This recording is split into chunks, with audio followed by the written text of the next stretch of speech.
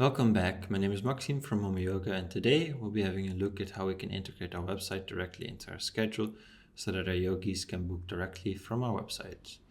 To get started, we're going to go and head over to our Momoyoga environment and we're going to click on Settings.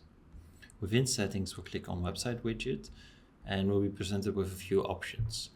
Depending on your web platform, we'll select the appropriate one, but we have platforms with support for such example WordPress, Squarespace, Wix, and Joomla.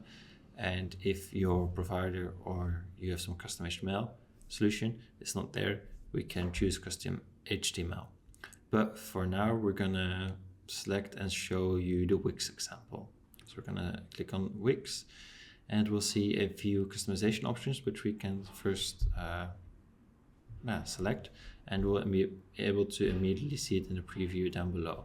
So we can either choose between weekly schedule and list view. And we are able to change the appearances of the classes that are presented. So we can show the teacher or we cannot. The teacher disappears. We can show the end and start time.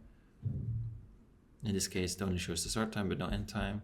We can show the images for the classes and events or not. In this case, there won't be any images. And we can show the teacher filter where yogis are able to filter on teacher. But if we don't want that, we can remove it. And this basically is the way we set up our widget. So this is the way it will be displayed on our website. If we're all satisfied with the way it looks,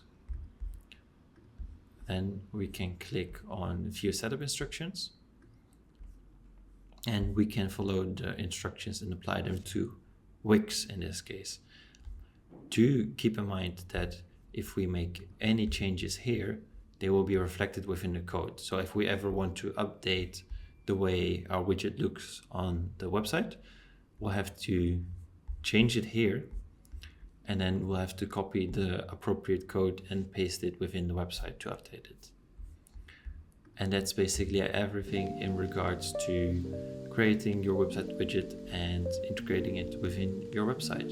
And that was it for this tutorial. We hope you found it useful. Let us know what you think. And if you want to know more about Momoyo, or if you have any other question, you can visit our help center. And if you enjoyed this video, we have many more videos like this covering a lot of different topics.